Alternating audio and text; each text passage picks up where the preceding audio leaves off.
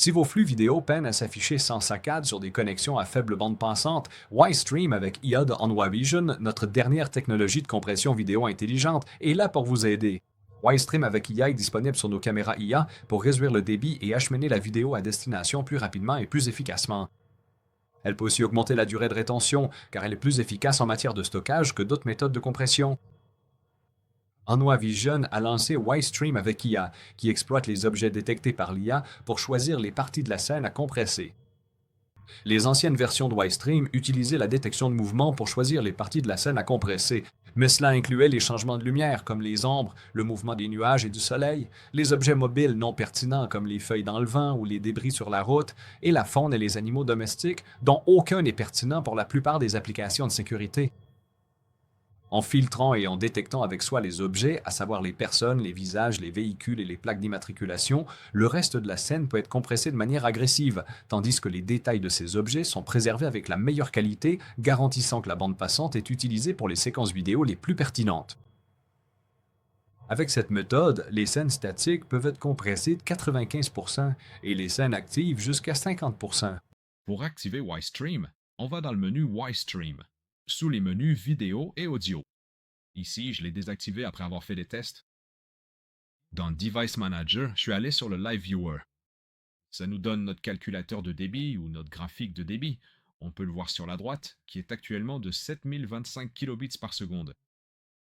La moyenne de tout ce clip était de 7774,37 kilobits par seconde, ce que vous verrez à la fin quand je le comparerai. Avec l'autre clip. Maintenant, pour activer Ystream, on va dans le menu vidéo et audio. Sous Ystream, on clique sur Élever dans ce cas, et j'inclus le Ystream basé sur l'IA pour la détection d'objets. Et on relance la même simulation, et vous pouvez voir que je capture les données. Et dans ce cas, la moyenne s'établit à 3975,61 kilobits par seconde, ce que vous reverrez dans la comparaison à la fin. La scène montre un couple qui joue avec son chat sur la plage. Les vagues génèrent beaucoup de mouvements, on a aussi un décor statique en bas à droite. Mais les objets à détecter sont les personnes elles-mêmes, pas la balle, pas le chien, et ni les ombres ni les vagues.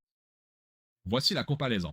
On peut voir le Ystream désactivé à gauche, le Ystream surélevé à droite, et voici les deux moyennes et la différence entre elles, ce qui montre une économie significative en débit et donc en stockage.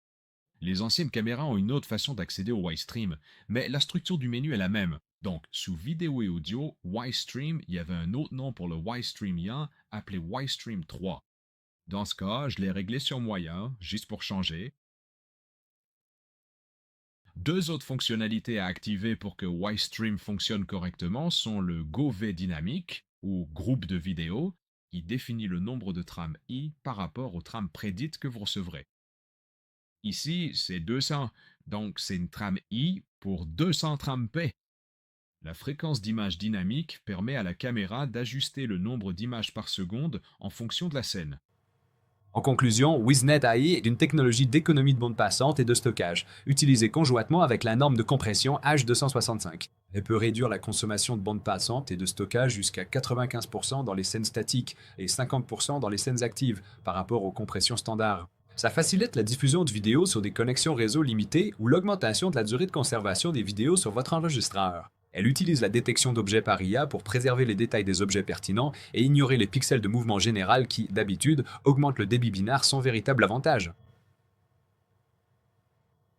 Connectez-vous à votre caméra et essayez d'utiliser WizNet AI maintenant.